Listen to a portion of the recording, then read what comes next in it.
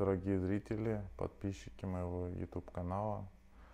Надеюсь, у вас хорошо прошли ваши праздники, новогодние, старый Новый год, Рождество, Новый год. Надеюсь, вы провели эти праздники с любящими вас людьми, и все у вас хорошо. Желаю, чтобы все ваши мечты, желания сбылись, и вы были, в принципе, самое важное, были счастливы, любимы, и все у вас было хорошо. Сегодня будет не очень необычный выпуск. Мы с вами поговорим о порче, о программировании себя, о такой проблеме, которая в наше время достаточно часто встречается у меня на приемах и в работе. Очень много женщин и мужчин обращаются ко мне, приходя и говорят, что у меня порча, я точно знаю, порча на отношения, я не могу себе найти пару, от меня бегут женщины или бегут мужчины, в разных случаях по-разному. Вот.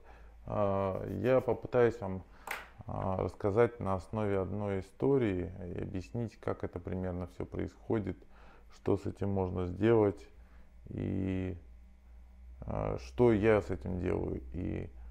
И на примере этой истории, как человек меня в принципе не послушал, а просто решил воспользоваться опять по накатанной магией, просто-напросто сделать приворот и узду. Не секрет, все то, что нам закладывают родители, особенно негативные, какие-то сильно негативные вещи, особенно девочкам, в ранний период жизни, оно очень сильно сказывается на подсознании женщин, уже будущих взрослых женщин, девушек и мужчин, взрослых и молодых мужчин. Я расскажу такую историю. Была одна девочка, симпатичная, хорошая девочка, много лет назад родилась, ей сейчас уже 47 лет. Вот. Родилась она более-менее нормальной семье, ну, ничем не отличающейся от всех. В какой-то, естественно, мать с отцом не ладили, у них были какие-то проблемы. И когда девочке было 13 лет, отец с языком не очень подружил, скажем так, был злой на мать и сказал девочке: знаешь, ты очень похожа на свою бабушку, вот, и вот твоя бабушка была всегда одна, и ты всегда будешь одна. Ты вот такая же, как бабушка, и ты никогда мужчину не найдешь, все мужчины от тебя будут убегать, ты будешь всю жизнь жить одна. Эти вещи настолько запали ей в голову, что начиная с подросткового периода, с 17-18 лет, вместо того, чтобы принимать любовь, пытаться строить отношения, принимать мужчин, ну, не форсировать события, она начала просто форсировать, она начала бегать за молодыми парнями, умолять, чтобы они не уходили, не давать им проходу, на подсознательной корке имея то, что ей заложил отец, что ты никогда не будешь счастлива, что все от тебя будут убегать, что ты никогда не найдешь мужчину, никогда не найдешь пару. И самое главное, отец сказал, что ты никогда не заведешь ребенка. Это удивительно, но представляете, такое случается. И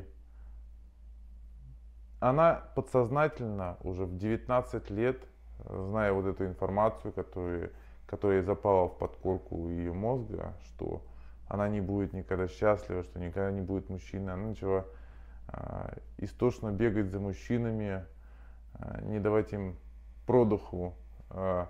И когда исполнилось 19 лет, ей встретился буквально, только начались отношения, она побежала к колдуну, который я приворожил. И всю жизнь, подсознательно принимая то, что она не может быть счастливой, она бегала по колдунам, магам и шаманам. И после того, как она заказывала ту или иную работу, она успокаивалась. Ну, и, естественно, колдуны говорили, ну, такие вот колдуны говорили, что ты, ну, как бы сделала там, ну, этого на год, на два хватит.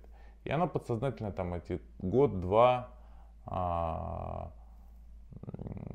была спокойной. Проходило 2 года, она опять начинала напрягаться, портить все отношения семейные, начинала опять и опять бегать к колдунам. Но на второй или на третий год, естественно, мужчина не выдерживал этого напряга и убегал. Вот. И так длилось почти всю ее жизнь. И у нее, то есть каждый раз вот та информация, которую ей дал отец, подтверждалась. То есть она сама создавала эту реальность. То, что ей заложил отец, сказал, и вот, подтверждалось с каждым промахом с мужчинами. И она все больше делала ошибки. Как устроен мужчина, это же охотник. Если ему не давать прохода, если на него липнуть, если не быть партнером, а быть просто липучкой, естественно, он убежит. Это нормально.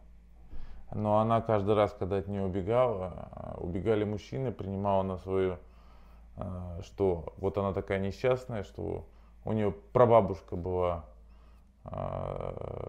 несчастна, и бабушка была несчастной, и вот отец ей сказал, и она будет никогда не найдет себе пару и не сможет завести ребенка. Вот. И подсознательно она уже думала, ну то есть думала, что на ней порча. Все это время она бегала, снимала порчи, делала привороты на каждого мужчину буквально. И каждый мужчина убегал от нее. Буквально, хотя женщина симпатичная, красивая, не глупая, нормальная, как все. Но вот и на ней не было никакой порчи, когда я начал с этим разбираться. То есть на ней нету ни порчи, ни проклятий. На ней единственная была психологическая программа, которую заложил в подростковом возрасте отец. Может быть специально, может быть не специально. Но вот это произошло. И эта женщина ко мне пришла уже совсем с испорченной психикой. Уже на 100% уверенной, что ее прокляли от бабушки, что она порченная, перепорченная, что с нее снимали, не снимали. Она уже обратилась к 150 колдунам. Кое-как она умудрилась забеременеть от мужчины лет 15-13 назад. Вот. Который, естественно, тоже убежал, не платит даже алименты. Вот. Растит ребенка, и опять же она пришла. То есть мужчина заинтересовался, опять же она познакомилась с мужчиной, мужчина заинтересовался этой женщиной. И что произошло? Вместо того, чтобы дать возможность ходу развития событий, отношений, она начала липнуть к этому мужчине, не давать ему проходу, душить его, душить полностью. Естественно, мужчина, боясь, что он уйдет, она начала его полностью душить. Вот. И, естественно, мужчина начал сваливать, что и естественно. Вот. И в данной ситуации она пришла ко мне и говорит, ну, на мне куча порчи, мужчину там кто-то уже 10 раз приворожил. Ну, то есть, представляете, да, какая каша в голове, и вся эта каша стартовала с того момента, как ребенку неаккуратно сказали какую-то ерунду. Я ей сказал, что извини, ну как бы на тебе нет никакой порчи. Вся твоя порча — это те слова, которые тебе в свое время сказали, которые ты сама развила и, скажем так, сделала это реальностью. И в твоем случае тебе нужно отпустить уже этого мужчину, вот, потому что он уже явно, ну как бы, он уже почти убежал от тебя, и как бы за ним нет смысла бегать, потому что там, скажем так, не очень хороший мужчина. Вот. Тебе надо просто-напросто, три варианта я предложил: либо обратиться к психологу, который тебя вылечит, снимет эти программы, вот, либо сделать специальный заговор, который снимает эти программы, вот, и начать жизнь нормально, ты еще, у тебя еще есть возможность быть счастливой. Но человек вместо того, чтобы услышать меня, говорит: нет, я понимаю, что да, скорее всего это так и есть, вы, наверное, правы, но я хочу сделать узду на этого мужчину, который уже убегает от нее, потому что она его, грубо говоря, замучила, вот, своими страхами. И часто такое бывает, что много людей, то есть, как же вам проще сказать, из 100% людей, которые обращаются примерно с похожими ситуациями, говорят, что у них порча, проклятие, еще раз повторяю, там, я буквально за прошлый год посмотрел, сколько людей мне обращалось с порчами, с такими, с проклятиями, сколько из них реально, у какого количества были реально порчи или проклятия, или какие-нибудь негативные воздействия. Так вот, из 100 человек оказалось 22 человека, у которых действительно что-то было. 22 человека. Ну, это, грубо говоря, 78 человек из 100. Это не порченные, никакой магии не имеет отношения, никаких приворотов на их любимых людей, никаких порч. А все дело именно в психологических проблемах, детских травмах и в том, что делаем мы сами, не осознавая это. Вот. Поэтому не слушайте, когда вам говорят, что вы там порчены, на вас порча или проклятие. Я возьму какой-нибудь эфир, расскажу, что можно, по каким признакам можно понимать, что на вас порча или ваш любимый человек приворожен. Но, еще раз повторяю, всего 22% людей реально, из 100%, 22% всего людей, которые реально, на которых что-то сделано. Это очень маленький процент по сравнению со всеми. И вот. Но, к сожалению, эта женщина меня не услышала. Она просто решила сделать на этого мужчину, который убегает, узду и приворот, что мы сейчас и будем делать. Вам, дорогие зрители,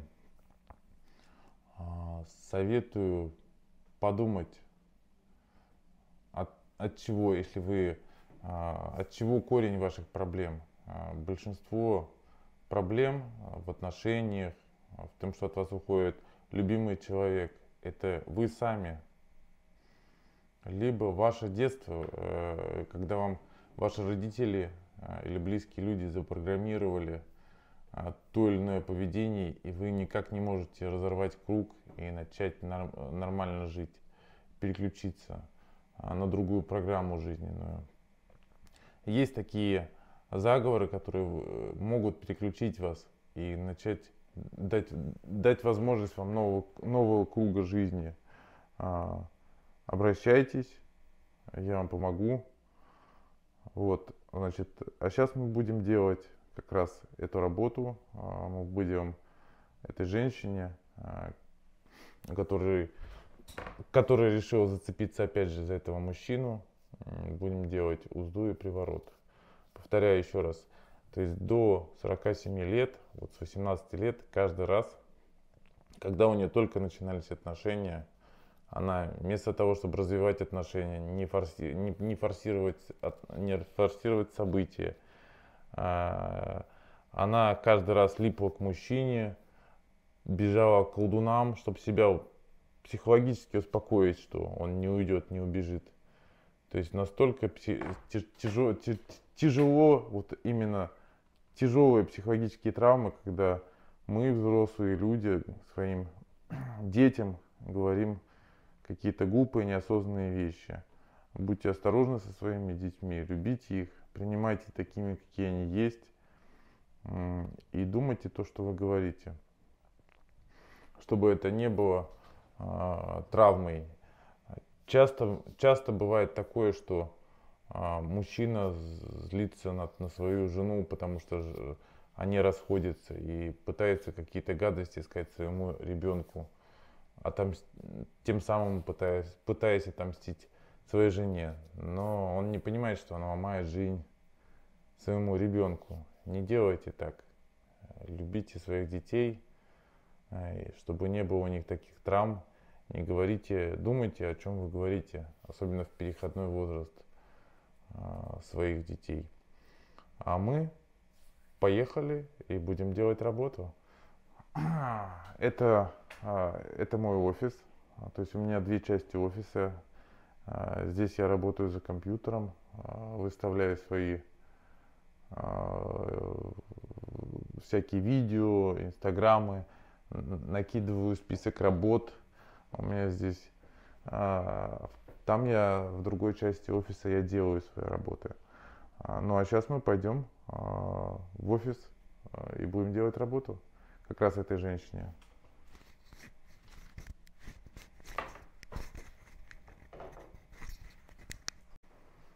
Сейчас мы будем продолжать как раз вот эту историю, где женщина заказала мне узду и приворот на мужчину, который от нее убежал уже как 4 или 5 месяцев. У нее сейчас другие отношения, и она меня не послушала, вместо того, чтобы просто изменить свою судьбу, не скидывать все на порчи, проклятия, а просто вытащить все свои страхи, либо сделать так, чтобы я убрал эти страхи, либо я предлагал отправить.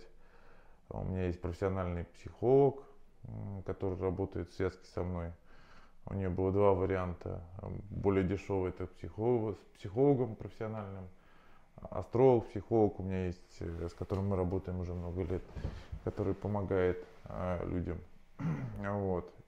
Либо с помощью магии убрать вот эти привязки, стопоры,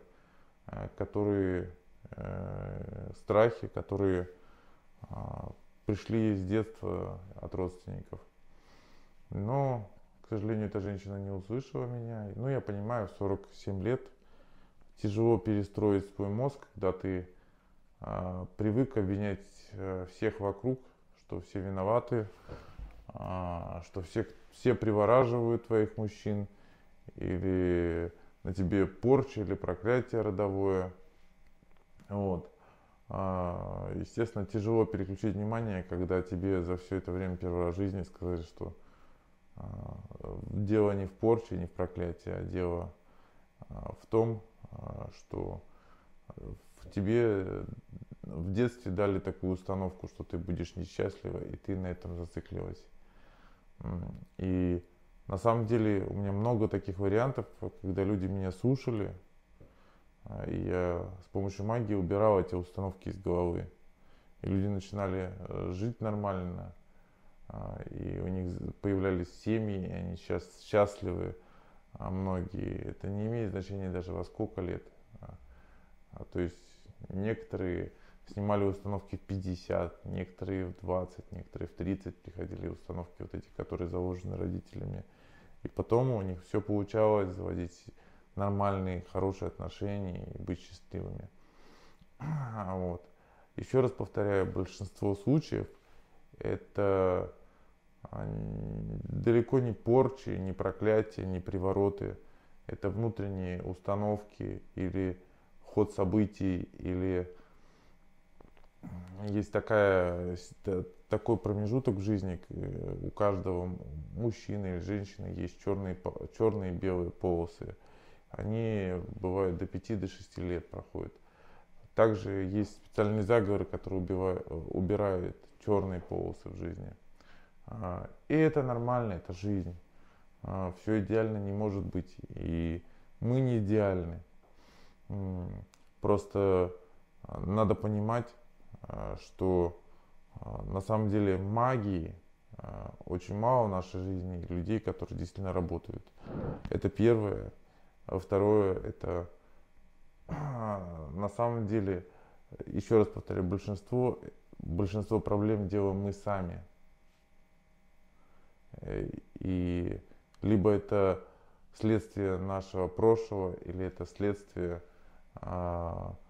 тех установок, которые дали нам родители и зациклили нас в тот или иной круг. Вот. Но женщина меня не услышала, и мы все-таки сделаем то, что она хочет. Надеюсь, она будет счастлива от того, что я это сделаю, но я сомневаюсь. Поехали. Значит, приворот я уже закончил почти. Сейчас мы будем делать узду, доделать узду.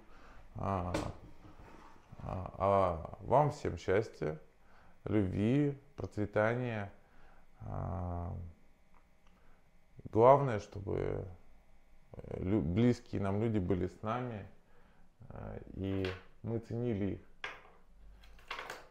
Ценили, пока они с нами рядом, а не когда мы их потеряем.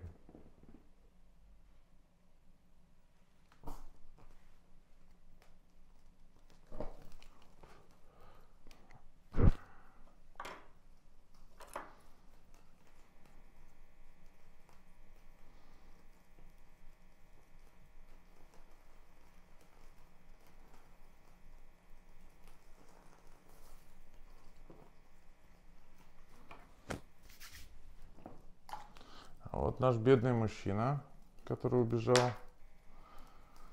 Ну, далеко ты от нас не убежишь, красавец.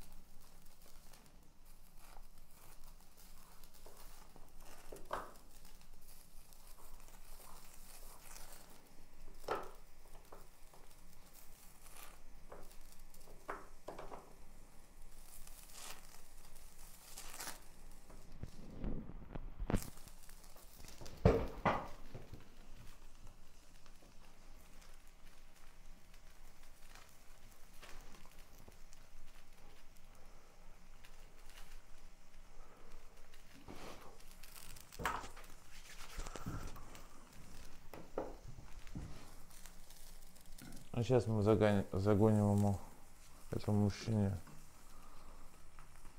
в промежность.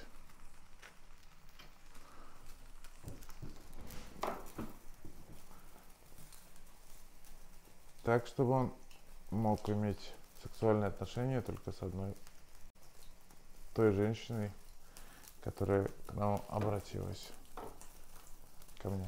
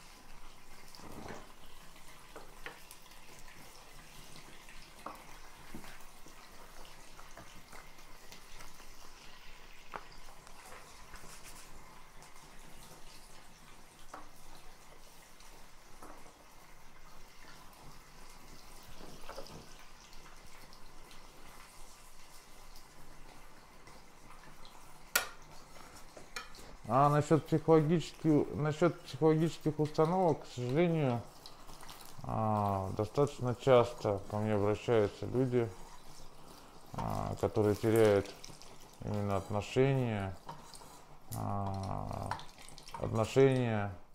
свою жизнь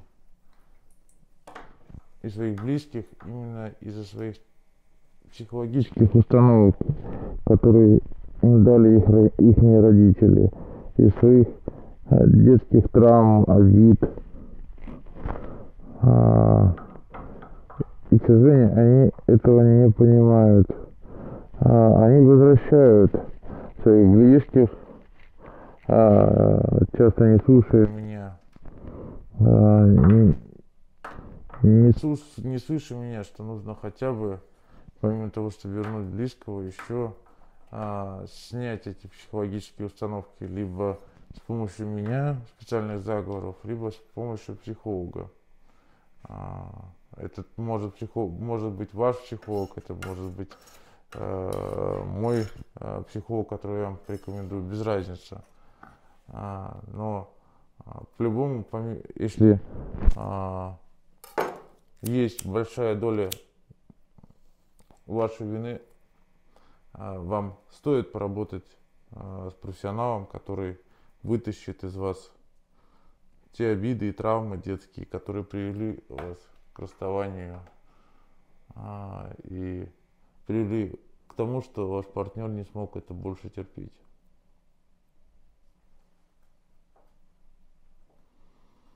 Есть такая работа, она непростая, магическая, когда я снимаю психологические установки детские. Часто встречается такое, что мужчина ведет себя не как мужчина взрослый. У меня вот есть пример, когда мужчина 40-летний ведет себя как ребенок. Причем любая женщина, мужчина, который общается с ним, понимает, что все его мысли, все его «я хочу», то есть это, общение, я имею в виду не про рабочее, а про общение с женщинами, это общение как с ребенком. И взрослые женщины, конечно же, бегут от мужчин, которые ведут себя как совсем маленький, крохотный ребенок, а не как мужчина. Я говорю не про взрослых женщин, которые 35-40 лет.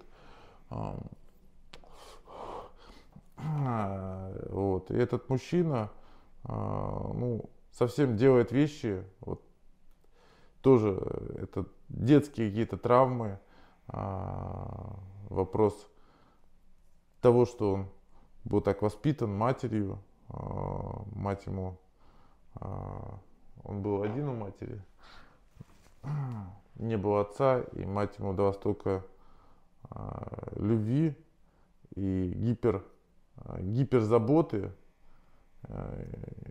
что он не смог жить, то есть не смог встретить человека, точнее он смог встретить любимого человека, но каждый раз, когда он встречал, именно из его детскости, из-за того, что он себя вел с женщиной не как мужчина, а как ребенок, 8-12-летний, женщины просто убегали от него. И вот у меня была ситуация, да, я ему пытался долго объяснить, ему одну и ту же женщину возвращал 2 или 3 раза. Потому что, ему там, грубо говоря, 35, ей 35, у нее 35, 38, 38-40 лет. Значит, это как у нее ребенок от другого мужчины. Они встретились.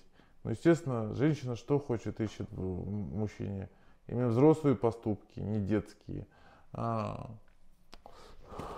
он себя вел именно как маленький, крохотный ребенок. С учетом, что у нее есть ребенок, естественно, она просто от этого уставала и убегала. Он не вел себя как мужчина.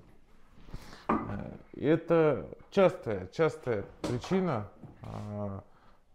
сейчас, к сожалению, ну, таких проблем очень много. Ну, процентов, я не могу, ну, очень много, где именно мужчина ведет себя не как мужчина, или женщина ведет себя, боясь, что она никогда вот из-за порчи или из-за какого-то проклятия, которое ей кто-то в детстве сказал, она ведет себя не как женщина, а как вешалка, так называемая, извиняюсь за, которая пытается просто не повиснуть на мужчине и не дает ему продыха. Естественно, мужчина это хищник. Естественно, мужчины от такого гипернакала бегут. Даже если вначале им эта женщина нравилась.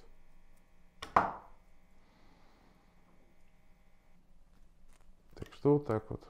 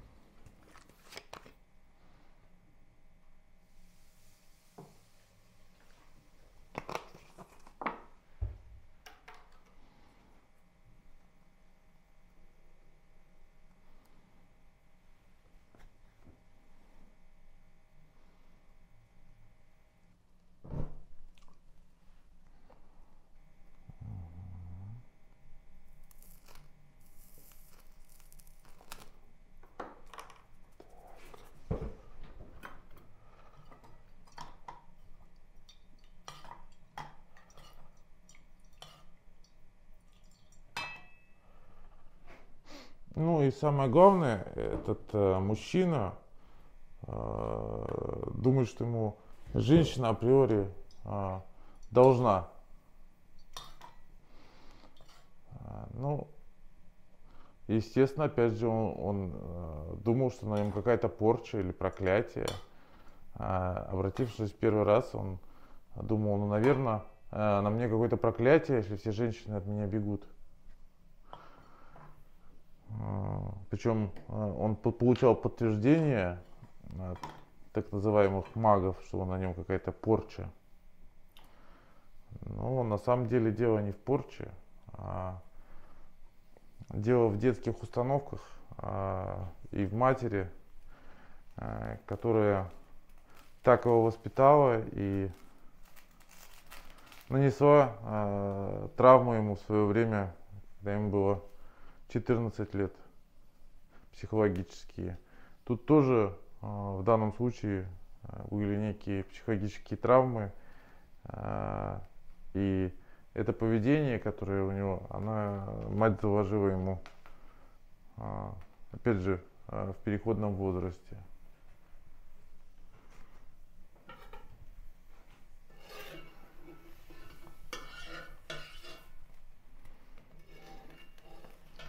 И вот он всю жизнь что-то пытается доказать своей матери,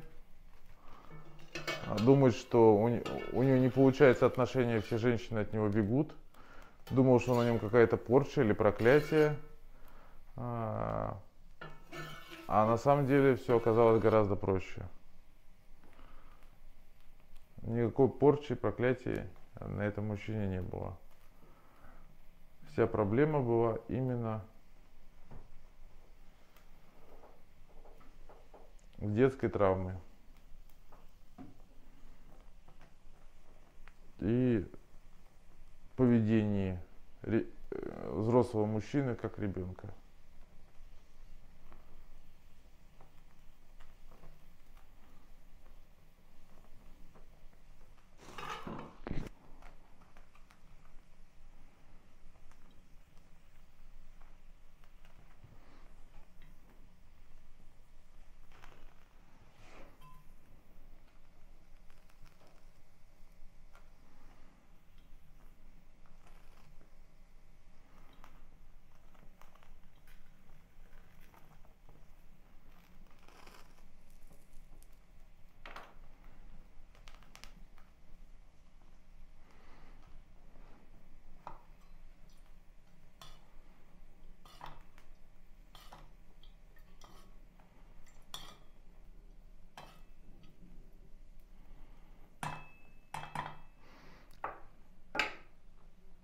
А на данный момент наша работа закончена. Всего хорошего. Обращайтесь, звоните, пишите. Всего хорошего, до свидания.